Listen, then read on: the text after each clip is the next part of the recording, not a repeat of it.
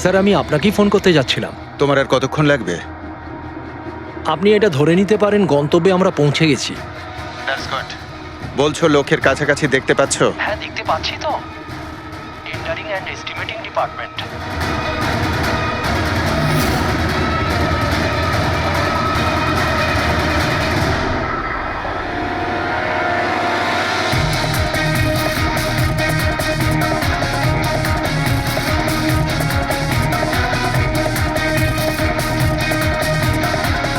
আর ওই লোকটার নাম খুব শিগগিরই আমি আপনাকে বলে দেবো। Hello Rohan, hello hello Rohan.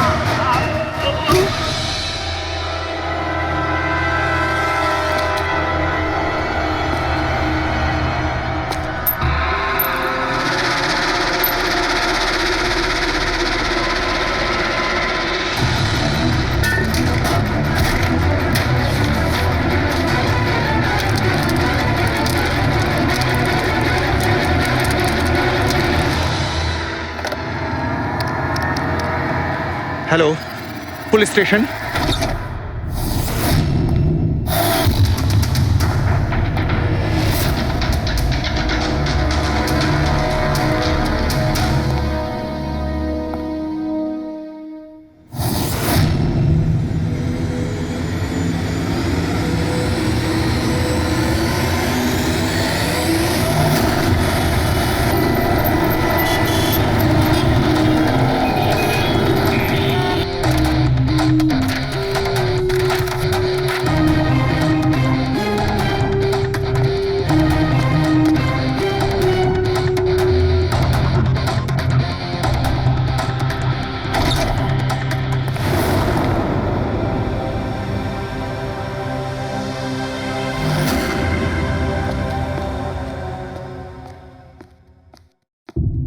Good afternoon, Dr. Saluke. Good afternoon. Please, sorry, don't mind. আসলে যখনই কোনো নিরপরাধ লোকের খুন দেখি না, তখনই গুড আফটারনুন, গুড মর্নিং এর উপর বিশ্বাসই চলে তাই তো যায়। ডক্টর। ডক্টর কোনো পোক্ত প্রমাণ পেলেন? আপাতত এই ল্যাপটপের চার্জারটা তার, এটা দিয়েই শ্বাসরোধ করা হয়েছে এর। আর এর মৃত্যুর সময় হচ্ছে সকাল 9টা থেকে 9:30টার মধ্যে। আর হ্যাঁ, লাশের পাশে এই মোবাইলটা পাওয়া গেছে। হয়তো এটা আমাদের কোনো সাহায্য করবে। আর ওই বাকি প্রমাণগুলো যার ব্যাপারে ইন্সপেক্টর সমীর বলছিলেন? স্যার, স্যার রোহনের ডায়েরি এই দেখুন, পুরোটাই পুড়ে গেছে, ছাই হয়ে গেছে। তবে এই ডায়েরিটার সঙ্গে অনেক ডকুমেন্টসও ছিল, সেগুলোও পুড়ে গেছে। বুঝতেই পারছি না যে ওই ডকুমেন্টস এমন কি ছিল। নিশ্চয়ই এর মধ্যে এমন কিছু ছিল যার জন্য ওই খুনি প্রবলেমে পড়তো, তাই প্রমাণ জ্বালিয়ে দিয়েছে আর এই রোহনকেও মেরে দিয়েছে। স্যার, হ্যাঁ, এই হার্ড ডিস্কটা আমি এখানেই পেয়েছিলাম, ক্রাইম সিনে। আমি এটা একজন কম্পিউটার এক্সপার্টকে দেখিয়েছি। পুরোপুরি নষ্ট হয়ে গেছে, ডেটা রিকভার করা সম্ভবই নয়। খুনি প্রত্যেকটা প্রমাণকে খারাপ করে দিয়েছে। কোনো ব্যাপার না, কোথাও না কোথাও কিছু না কিছু প্রমাণ নিশ্চয়ই পাবো। পুরবি, স্যার। এই রোহনের ব্যাকগ্রাউন্ড চেক করেছো? হ্যাঁ স্যার, পুরো নাম রোহন কুমার। এ পুনেতে থাকে, এখানে মুম্বাইতে চাকরি করছিল, একাই থাকতো। আর এখানেই এই বাড়ি থেকেই কাজ করছিল। কি কাজ কি করতো? গোয়েন্দা ছিল। বড় বড় কোম্পানিতে যে লাখ লাখ টাকা জালিয়াতি হয় সেগুলোর তদন্ত করত। তাহলে তো অনেক শত্রুই আছে এই রোহনের। হ্যাঁ দয়া, আর ওই অনেকগুলো শত্রুর থেকে আসল খুনিটা কে সেটা হয়তো তোমাকে এইটা বলবে। কি এটা ডক্টর? এটা চুম্বক। চুম্বক? এর মধ্যে একজন দৌড়বীরের ছবিও আছে, কিন্তু এই চুম্বক রোহনের বডির মধ্যে কি করছিল? আমার মনে হচ্ছে হয়তো এটা খুনির হবে। ওর পকেটে ছিল, এদিক ওদিক করতে গিয়ে হয়তো এটা পড়ে গেছে। তাহলে তো এটা আঙুলের ছাপ থাকবে। না, একটাও নেই। একটাও নেই।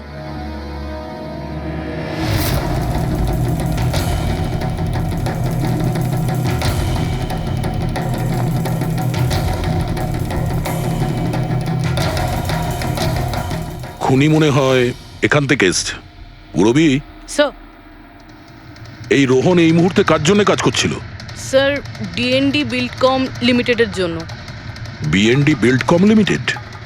এটা তো ইঞ্জিনিয়ারিং আর কনস্ট্রাকশনের 1 নম্বর কোম্পানি শহরের। হ্যাঁ স্যার, এই দেখুন, এই ভাঙা হার্ড ডিস্কটার উপরেও ওই কোম্পানিটারই স্টিকার লাগানো রয়েছে। আর মারা যাওয়ার ঠিক আগে এই রোহন এই কোম্পানির সিইও মিস্টার হিতেশের সাথে ভিডিও কলে ছিল। আর স্যার এই লোকাল পুলিশ স্টেশনেই হিতেশই কমপ্লেন করেছিল।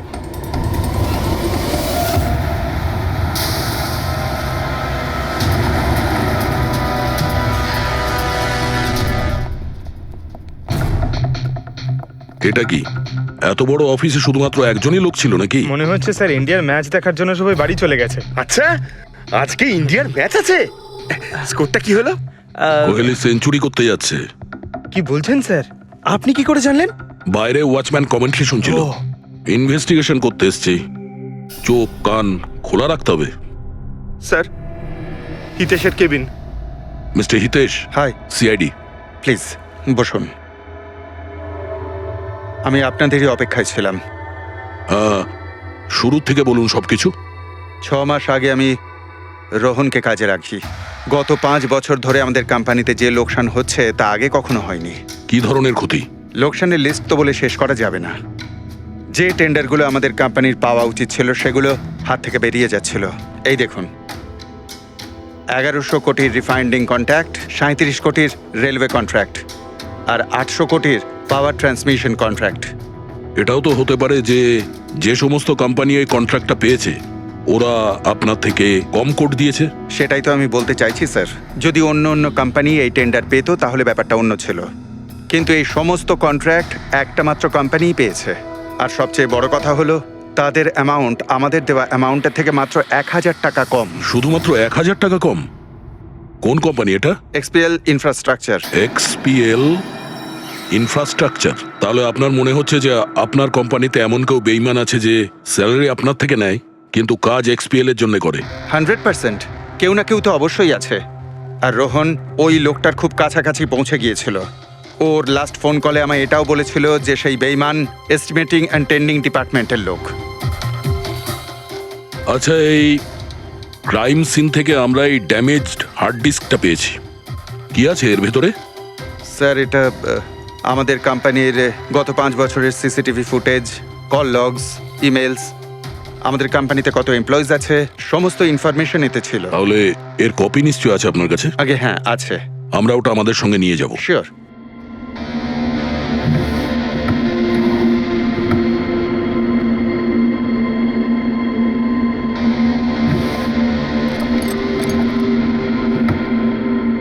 হয়তো হার্ড ডিস্কটা চুরি হয়ে গেছে। আমি এখানেই রেখেছিলাম হার্ড ডিস্কটা।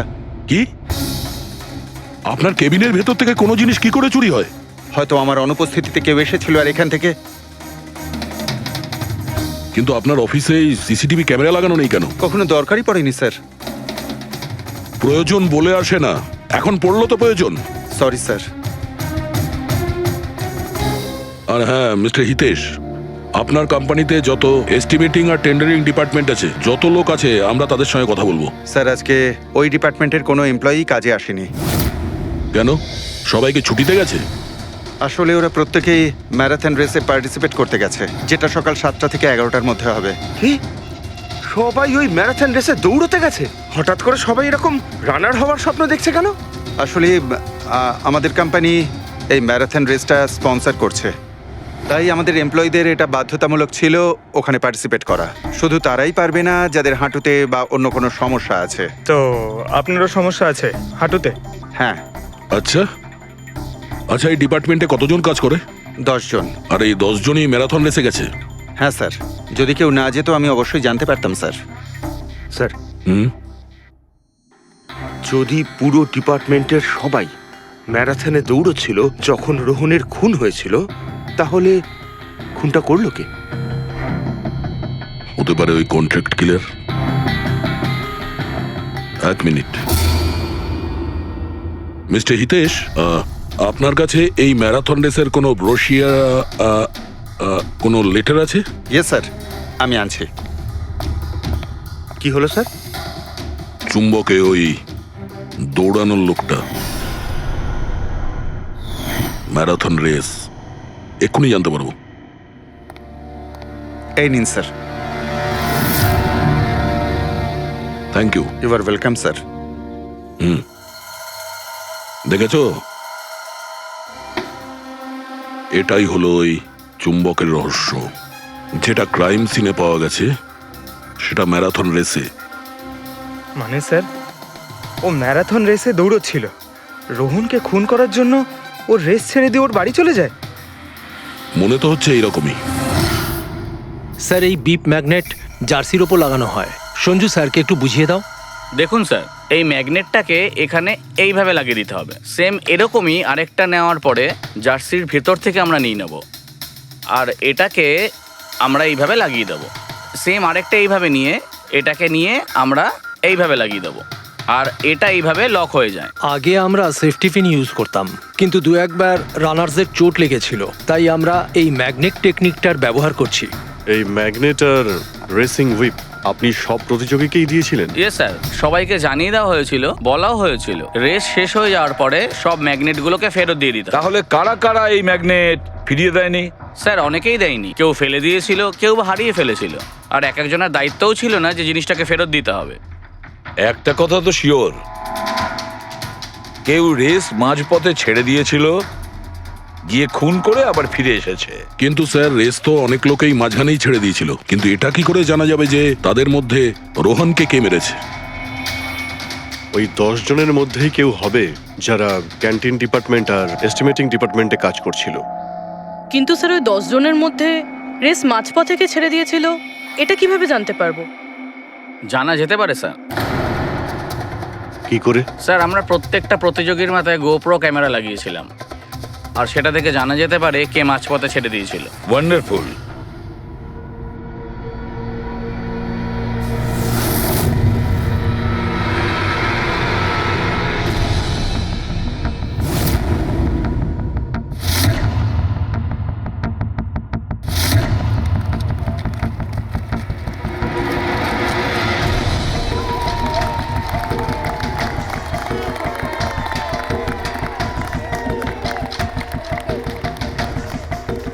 নবীন, এই রিশটা তোকেই জিততে হবে।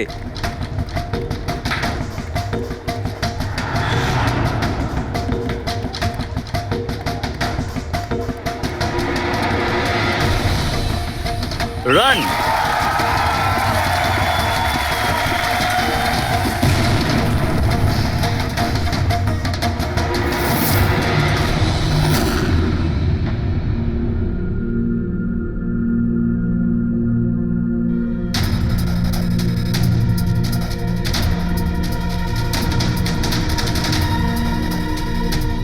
এই 4টে স্ক্রিন, এগুলো ব্ল্যাঙ্ক কেন? জানি না স্যার, আমরা তো সব ক্যামেরা চালু করে এদের দিয়েছিলাম। হয়তো ভুল করে এই 4 জন ক্যামেরা অফ করে ফেলেছিল। ভুল করে করেছে নাকি ইচ্ছে করে?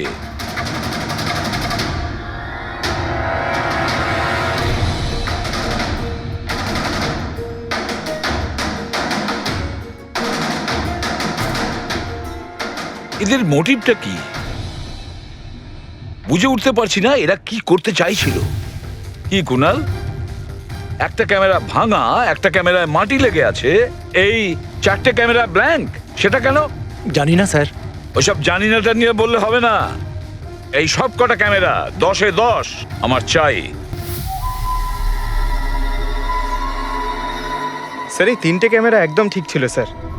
এমপ্লয় 1, এমপ্লয় 2 আর এমপ্লয় 3। তার মানে এই 3টে ক্যামেরায় কোনো টেকনিক্যাল প্রবলেম ছিল না। কেউ ইচ্ছে করে ক্যামেরাগুলো বন্ধ করেছিল বা ভুল করেও করে থাকতে পারে, কিন্তু বলা যায় না। কিন্তু স্যার, এই 4টে ক্যামেরারই ফুটেজ একদম ঠিকঠাক স্যার। এমপ্লয়ি 4, 5, 6, 7। তাহলে এবার যাই প্রবলেম ক্যামেরাতে। সবার আগে প্রবলেম ক্যামেরা ছিল এই নবীনের, যার লেন্স ক্র্যাক হয়ে গেছিল। হতে পারে দৌড়তে দৌড়তে পড়ে গেছিল।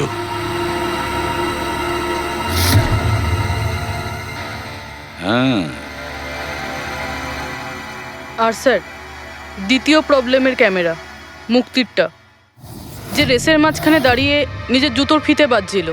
হ্যাঁ, তারপরে ফিতে বাঁধার পরে ওই হাতটাই নিজের লেন্সে লাগায়, আর লেন্সে সমস্ত পিকচারটাই ঝাপসা হয়ে যায়। কিন্তু স্যার, এই মাটি ইচ্ছে করে লাগিয়েছে নাকি ভুল করে?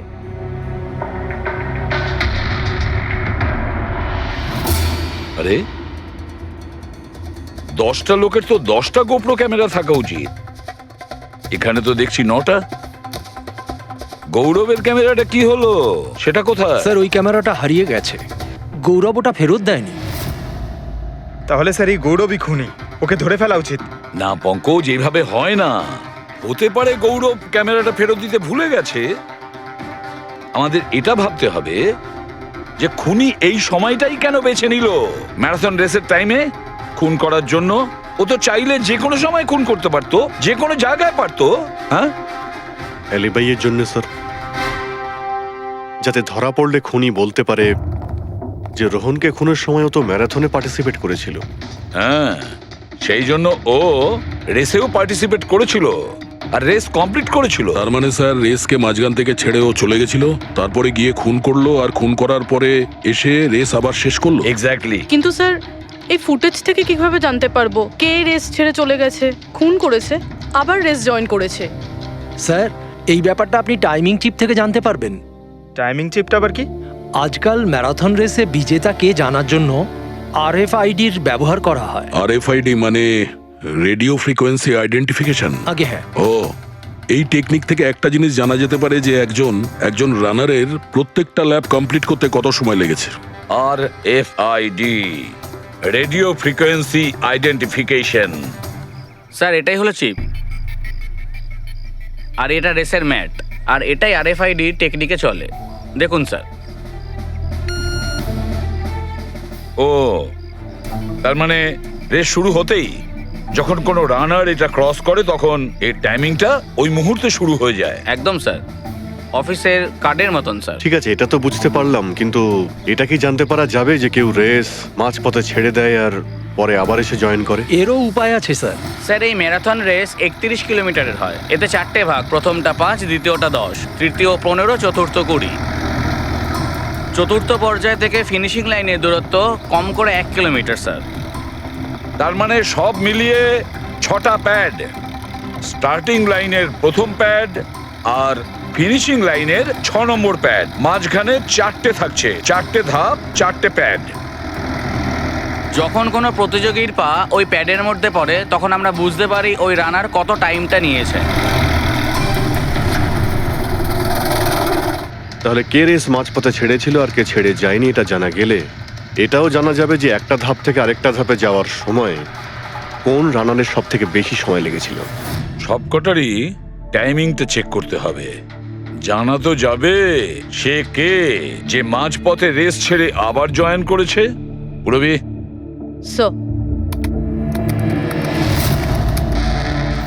স্যার আমাদের প্রথম কচ্ছপ হলো এই নবীন। এ রেসের প্রত্যেকটা ল্যাপ 25 মিনিটে কমপ্লিট করেছে, কিন্তু শেষ ল্যাপের পরে ফিনিশিং লাইন পর্যন্ত পৌঁছানোর জন্য মানে 1 কিলোমিটার ক্রস করার জন্য ওর 50 মিনিট সময় লেগেছে। নবীন,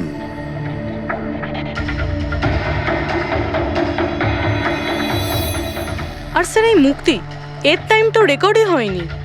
15 থেকে 20 কিলোমিটারের মাঝের ধাপ।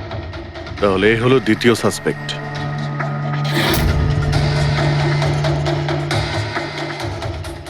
মুক্তি। আর এবার এই গৌরব, এ তো 15 কিলোমিটারের ধাপই বের হতে পারেনি। তাহলে এই হলো আমাদের তৃতীয় সাসপেক্ট। স্যার বাকি সবার টাইমিং তো মোটামুটি ঠিকঠাকই আছে। তার মানে এই খুন এই 3 জনের মধ্যেই কেউ করেছে, মুক্তি, নবীন আর গৌরবের মধ্যে। যদি নবীন খুন করে থাকে তাহলে সে রেস ছেড়েছে 20 কিলোমিটার আর ফিনিশিং লাইনের মাঝপথে। পেড্রিক, পঙ্কজ, বাইক নিয়ে যাও, এবার স্পিডে যাবে ওই রুটেই। আর খেয়াল করো যেখানে ওই 3 জন যেখানে রেস ছেড়েছে সেখান থেকে রোহনের বাড়ি কতটা দূরে আর কত সময় লাগতে পারে।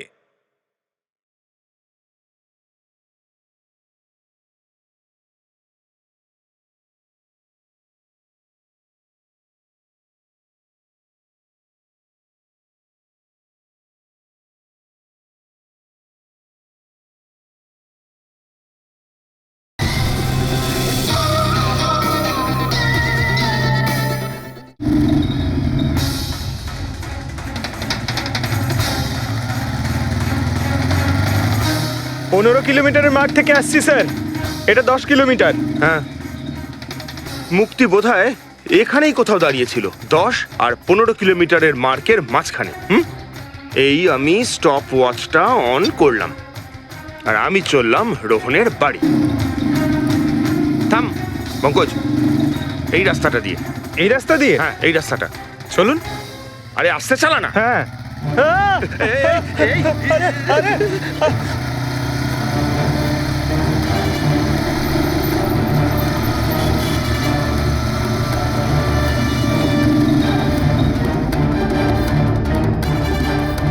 এই দেখুন রোহনের বাড়ি। মুক্তি নিশ্চয়ই রোহনের ঘরে পিছনের জানলা দিয়ে ঢুকেছিল।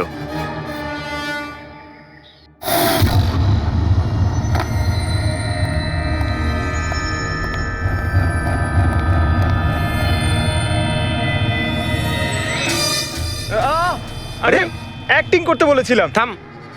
মুক্তি রোহনকে খুন করার পর হয়তো সমস্ত তথ্য প্রমাণ পুড়িয়ে আবার দৌড়ে ফিরে গিয়েছিল ম্যারাথন শেষ করতে। চল আমরা আবার যাব সেই ম্যারাথনের ওখানেই, 20 কিলোমিটারের মার্কটার কাছে।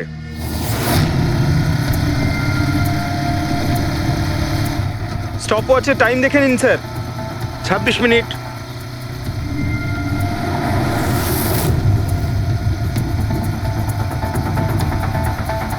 বাহ, আরে ব্যাস ব্যাস ব্যাস। এবার মুক্তি পৌঁছলো 20 কিলোমিটারের মার্কে পাক্কা 30 মিনিট পরে। আর তারপর এখান থেকেই হয়তো ও রেসটা শেষ করেছিল।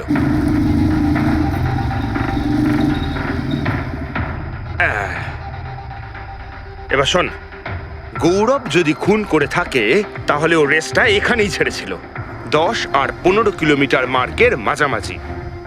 এই আমি স্টপ ওয়াচ অন করলাম। এবার যাব আমরা রোহনের বাড়ি। চলো। চল।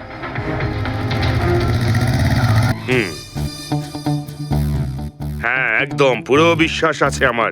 Excuse me. এই ছাড় ছাড় ছাড় ছাড়, আরে আরে আরে মরে যাবো তো। চল।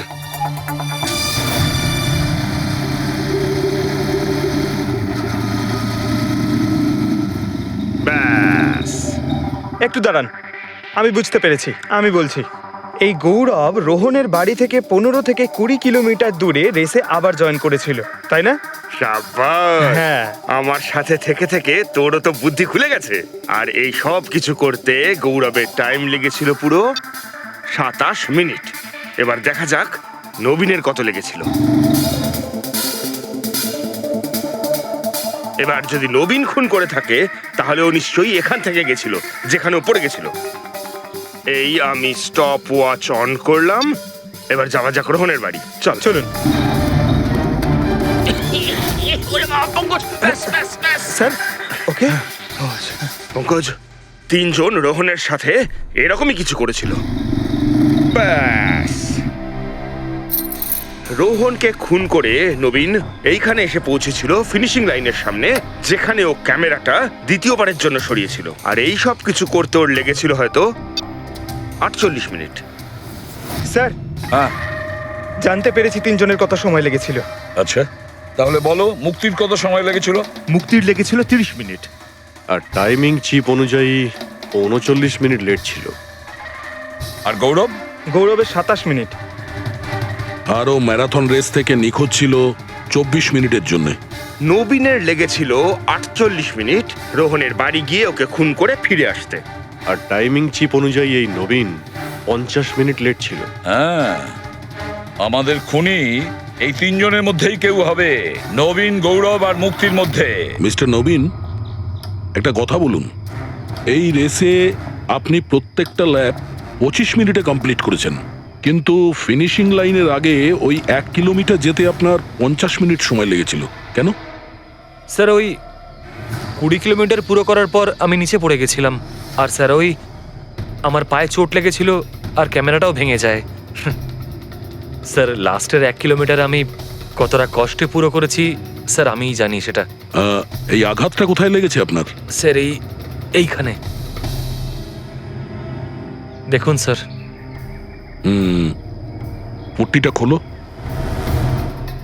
হ্যাঁ এইটা।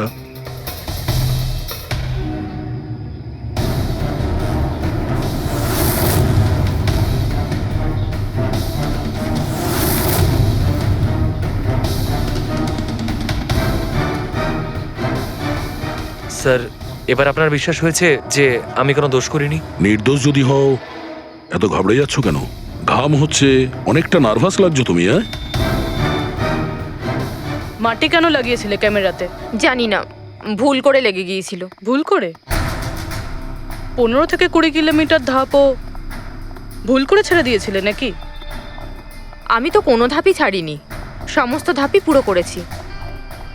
কিন্তু টাইমিং চিপ তো অন্য গল্প বলছে। টাইমিং চিপ খারাপও তো হতে পারে। আপনি একজন মেশিনের উপর বিশ্বাস করবেন নাকি একজন জীবন্ত মানুষের উপর? আচ্ছা, তোমার গোপ্রো ক্যামেরাটা কোথায় গেল? তুমি তো ওদের ওটা ফেরত দাওনি। ওটা তো হারিয়ে গেছে স্যার। হারিয়ে গেছে? কি করে হারিয়ে গেল ভাই? জানি না স্যার, ওই রেসের মাঝখানে হঠাৎ করে দেখলাম ক্যামেরাটা ছিলই না, জানি না কোথায় পড়ে গেছে। আচ্ছা, আর ওই 15 কিলোমিটারের ধাপটাও কি হারিয়ে গিয়েছিল? ওটাকে তো পার করনি তুমি। স্যার আমি পুরো রেস কমপ্লিট করেছি। মিথ্যে কথা বলবে না। রেসের মাঝে কোথায় গিয়েছিলে? কোথাও যায়নি স্যার, আমি তো পুরো রেস কমপ্লিট করেছি, কোথাও যায়নি স্যার। আচ্ছা, স্যার মনে হচ্ছে নবীনই, কারণ আমি যখন ওকে জিজ্ঞাসাবাদ করছিলাম তখন ওর মুখ একদম ফ্যাকাশে হয়ে গেছিল, হাত পা কাঁপছিল ওর। এই গৌরবও কম নয়। ও বললো জানি না কি করে ক্যামেরাটা হারিয়ে গেছে। আরে এত বড় একটা ক্যামেরা পড়ে গেলে সেটা কেউ জানতে পারবে না স্যার। বস, তোমার কথাটা ঠিকই, কিন্তু নবীনের একটু আঘাত লেগেছে না? হ্যাঁ স্যার, আঘাত তো ওর লেগেছে। স্যার আমার মনে হচ্ছে ও মিথ্যে কথা বলছে। স্যার আমার মনে হচ্ছে মুক্তি মিথ্যে বলছে। ও জেনে শুনেই ক্যামেরায় মাটি লাগিয়েছিল, কারণ নিশ্চয়ই এমন কিছু আছে যেটা ও আমাদের থেকে লুকোতে চাইছে। হ্যাঁ, এটাও হতে পারে, কারণ ক্যামেরায় যদি ভুল করে মাটি লেগে যেত তাহলে আরো সবার ক্যামেরাতে লাগতে পারতো ভুল করে।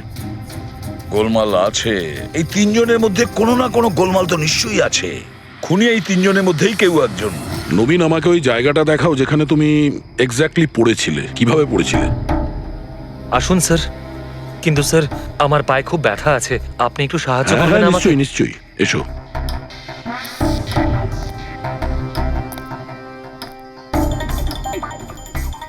স্যার আমি এখনো বলছি আপনাকে, আপনি নিজের টাইম ওয়েস্ট করছেন। এমনটা যেন না হয় যে আসল খুনিই পালিয়ে যায়। সিআইডির হাত থেকে আজ পর্যন্ত কোনো খুনি না বেরিয়েছে না বেরোতে পারবে, নিশ্চিন্ত থাকো। হ্যাঁ স্যার ওই যে এখানে আটকেই আমি পড়ে যাই। এখানে? হ্যাঁ স্যার। স্যার পড়ে যেতেই আমার ক্যামেরাটাও ভেঙে যায়। আচ্ছা। তারপর আমি ক্যামেরাটা আবার লাগালাম, তারপর রেস স্টার্ট করলাম। প্রচুর ব্যথা নিয়ে তুমি এই রেসটা ফিনিশ করেছো। হ্যাঁ স্যার, এখনো খুব ব্যথা। তুমি পড়েছিলে এইখানে, এই জায়গাটায়? হ্যাঁ স্যার, খুব ক্লান্ত হয়ে গেছিলাম তো, তাই খেয়াল করিনি আর পা আটকে নিচে পড়ে যাই। আচ্ছা, রেস ফিনিশ করার আগে তুমি দ্বিতীয়বার ওই ক্যামেরাটাকে সরিয়ে দিয়েছিলে কেন? আচ্ছা, ওটা তো স্যার খুব গরম লাগছিল তো, তাই মুখটা ধোয়ার জন্য আমি ক্যামেরাটা খুলে ফেলেছিলাম। কিন্তু কিছুক্ষণ পরেই আমি আবার ক্যামেরাটা লাগিয়ে নিই। রেস তো আমি তারপরেই কমপ্লিট করেছিলাম। হ্যাঁ ঠিক আছে, চলো। স্যার কিছু তো বলুন, আমরা যাচ্ছি কোথায় আসলে? তোমার হারিয়ে যাওয়া ক্যামেরা খুঁজতে। স্যার কিন্তু এত বড় জায়গাতে আমরা খুঁজবো কি করে ওই ক্যামেরাটা? প্রত্যেক ক্যামেরাতে একটা চিপ লাগানো আছে, আর এই ম্যাপ বলছে তোমার ক্যামেরা এইদিকেই আছে। চলে এসো। ম্যাম, আমি সত্যি কথাই বলছি। সত্যি তো এটাই, তুমি 10-15 কিলোমিটারের মাঝে রেস ছেড়ে দিয়েছিলে, আর তারপরে রোহনকে মেরে দিয়ে এখানে চলে এলে, এই 20 কিলোমিটারের মার্কে চলে এলে। কারণ তুমি তো জানতে এখান থেকে তোমাকে কোনো খেলোয়াড় দেখতে পাবে না। সব খেলোয়াড়রা তো তখন পিছনে। সব মিথ্যে। আপনি আমার কথা বিশ্বাস কেন করছেন না?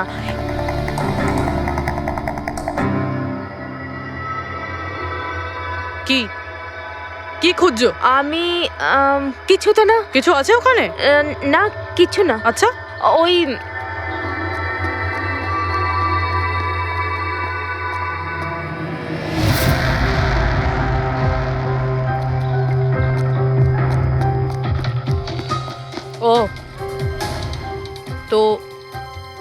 তুমি সাইকেলে করে গিয়েছিলে রোহনকে খুন করতে। আমি সত্যিই জানি না যে এই সাইকেলটা কার। তাই এক্ষুনি সব জানা যাবে যখন তোমার আঙুলের ছাপ এই সাইকেলে পাওয়া যাবে। হ্যাঁ ম্যাম প্লিজ। হ্যাঁ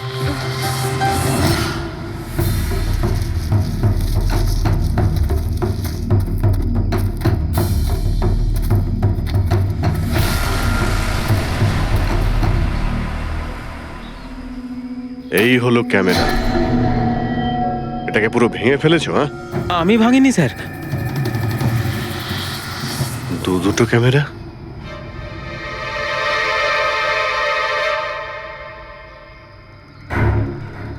এই ক্যামেরাটা আবার কার? স্যার স্যার সরি, আমি আপনাকে মিথ্যে বলেছি স্যার, কিন্তু আমি আপনাকে সব সত্যি কথা বলে দিচ্ছি স্যার। বলো, তাহলে সত্যি বলার মুড হয়েছে তোমার? বলো। আসলে আমি এই জঙ্গলে না ড্রাগস নিতে এসেছিলাম, ওই গায়ের জোর বানানোর ড্রাগস, যাতে আমার গায়ে শক্তি আসে আর আমি জোরে দৌড়ে এই রেসটা জিতে যেতে পারি। সেই জন্যই আমি ক্যামেরাটা ভেঙে দিয়েছিলাম। খুব ভালো মজা করো তুমি। জোরে দৌড়ানো ড্রাগ নিয়েছিলে ম্যারাথনে, যেখানে অনেকক্ষণ দৌড়তে হয় আস্তে আস্তে, সেখানে জোরে দৌড়ানো ড্রাগের দরকার ছিল। মজা করছো? হ্যাঁ, এটা কার ক্যামেরা? আমি জানি না স্যার। কোনো ব্যাপার না, সব জানতে পেরে যাব।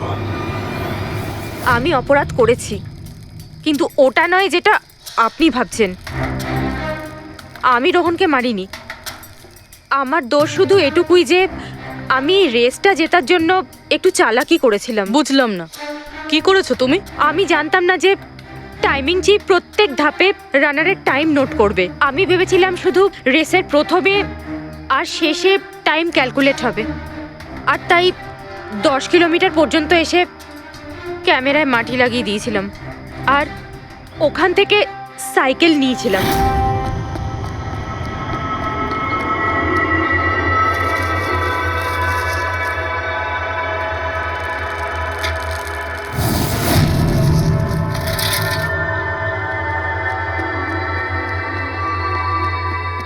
কিন্তু রেস শেষ হতেই সিআইডি ওখানে চলে এলো আর আমি ওখান থেকে সাইকেলটা সরানোর সুযোগই পাইনি। এত কিছু করেছো শুধু একটা রেস জেতার জন্য? আসলে অফিসে বেট ধরা হয়েছিল যে আমাদের ডিপার্টমেন্টে যে রেসটা জিতবে তাকে সবাই কন্ট্রিবিউট করে 5 লাখ টাকা দেবে।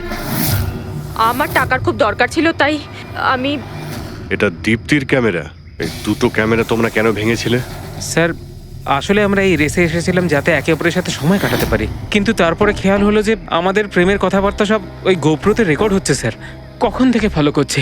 শোন না, তোকে খুব সুন্দর লাগছে। দাঁত ছাড়ো তো। কি হলো? গোপ্রোতে সব রেকর্ড হচ্ছে। ও গড, এখন কি করব? একটা কাজ করা যাক, চল আমার সঙ্গে। হ্যাঁ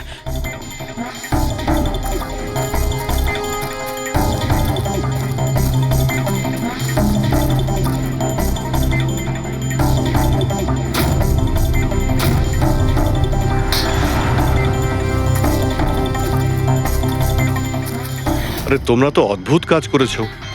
আরে এতে তো কোনো সাউন্ড রেকর্ডই হয় না। তোমরা তো বোকার মতো কাজ করেছিলে। হয়তো কে দুটো ক্যামেরা ভেঙে দিয়েছো। কি স্যার, এতে কিছু রেকর্ড হয়নি? স্যার নবীন তো আমাকে ওই জায়গাটা দেখিয়েছে যেখানে ও পড়েছিল, কিন্তু কেন জানি না আমার মনে হচ্ছে যে ও মিথ্যে কথাই বলছে।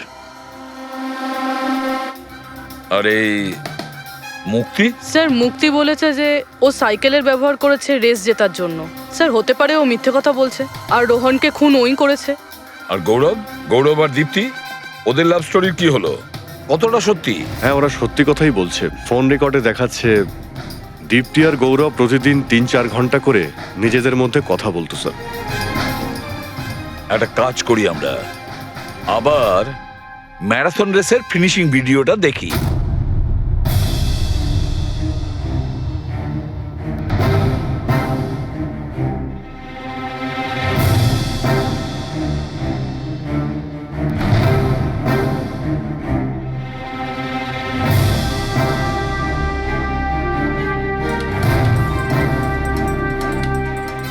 তার মানে গৌরবের ঠিক পরেই এই দীপ্তি ঢুকেছিল।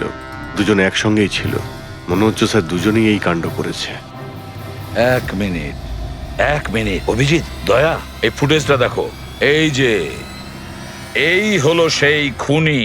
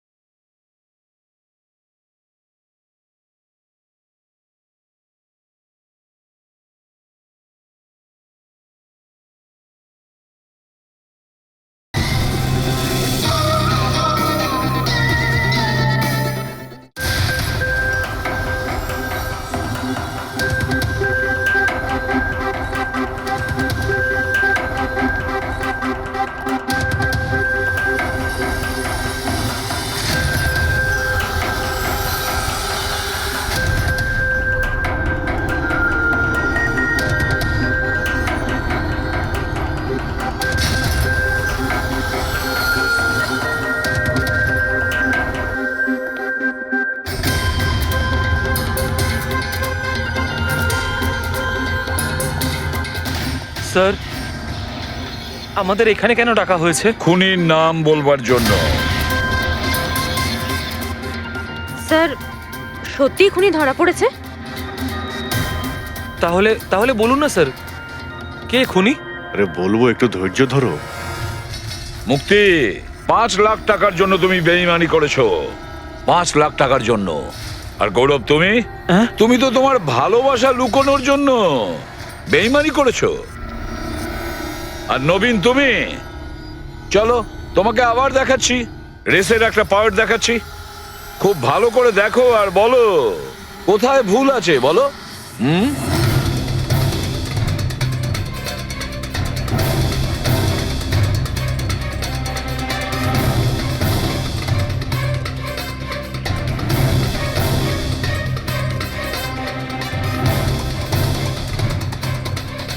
কিছুই তো নেই স্যার, সবই তো ঠিকই আছে। কোনো প্রবলেম নেই। তোমার মনে আছে তুমি বলেছিলে যে ক্যামেরাটা দ্বিতীয়বার যখন তুমি সরিয়েছিলে তারপরে তুমি মাথায় জল ঢেলেছিলে? ওটা তো স্যার খুব গরম লাগছিল, তো তাই মুখটা ধোয়ার জন্য আমি ক্যামেরাটা খুলে ফেলেছিলাম। মিথ্যে বলেছিলে তুমি, নিজের মাথায় জল ঢেলেছিলে। অথচ যখন ফিনিশিং লাইনে পৌঁছলে তখন তো তোমার ভেজা অবস্থায় থাকার কথা ছিল। কিন্তু এই ফুটেজে আমরা কি দেখতে পাচ্ছি? তুমি শুকনো অবস্থায় দৌড়চ্ছ। হয়তো জল শুকিয়ে গেছিল। বর্ষাকালে অত তাড়াতাড়ি জল শুকিয়ে গেল, অদ্ভুত ব্যাপার।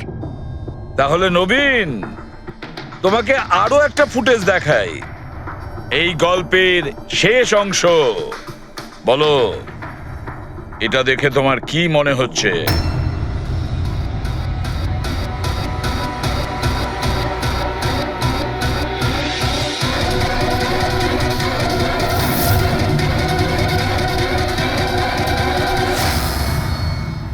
কি নবীন, এই ফুটেজে তোমার মুখটা কেমন চেঞ্জ লাগছে না? হ্যাঁ, অন্যরকম তো দেখাবেই, কারণ এই মুখটা নবীনের নয়, ওর ভাই প্রবীণের।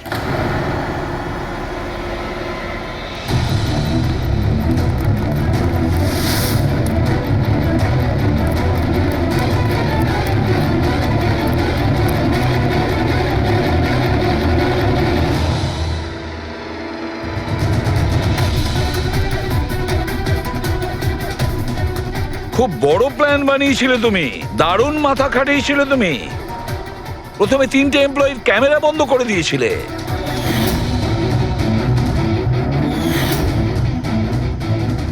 আর তারপরে নিজের গোপ্রো ক্যামেরা নিচে ফেলে দিয়েছিলে যাতে লেন্সটা ভেঙে যায়।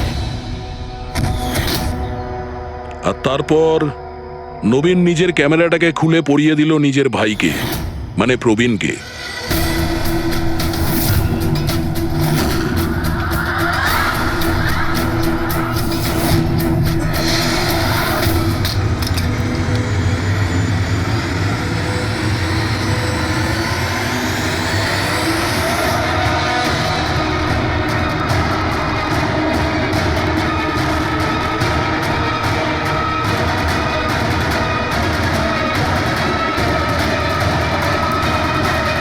এই ক্যামেরা বদল করার সময় খুব একটা সময় ছিল না, তাই হতে পারে ওই টি শার্টে যখন কাগজটা লাগাচ্ছিল তখন সমস্ত ম্যাগনেটগুলো লাগায়নি, কিছু ম্যাগনেট নবীন নিজের পকেটে ভরে নিয়ে গেছিল।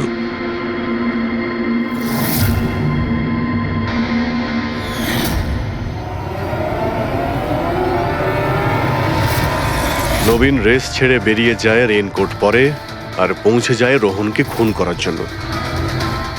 কিন্তু ও কি করে জানবে যে রোহনকে মারার সময় ম্যারাথন রেসের ওই ম্যাগনেটই ওকে ফাঁসিয়ে দেবে?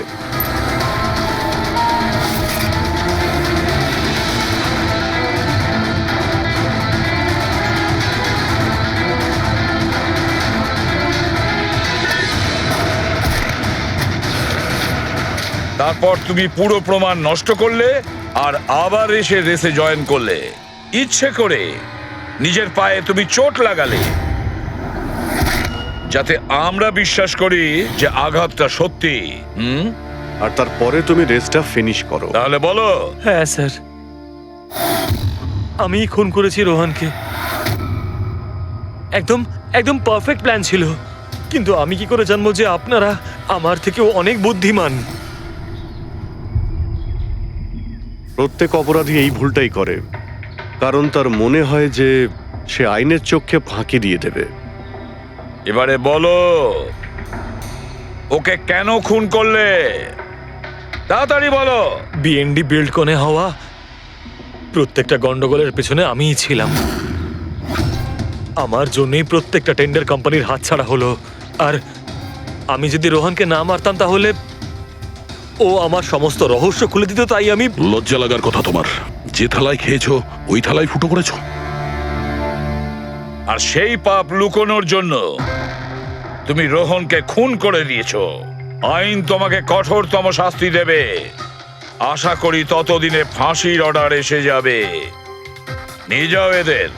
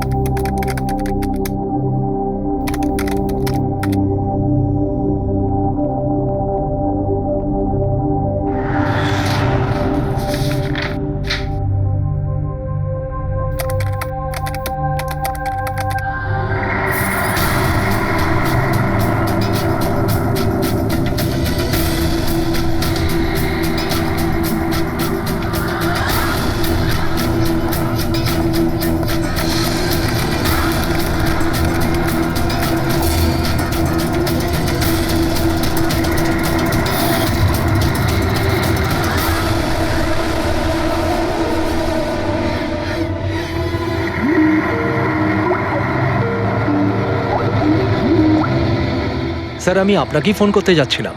তোমার আর কতক্ষণ লাগবে? আপনি এটা ধরে নিতে পারেন গন্তব্যে আমরা পৌঁছে গেছি। বলছো লোকের কাছাকাছি দেখতে পাচ্ছো? হ্যাঁ, দেখতে পাচ্ছি তো। Tendering and estimating department.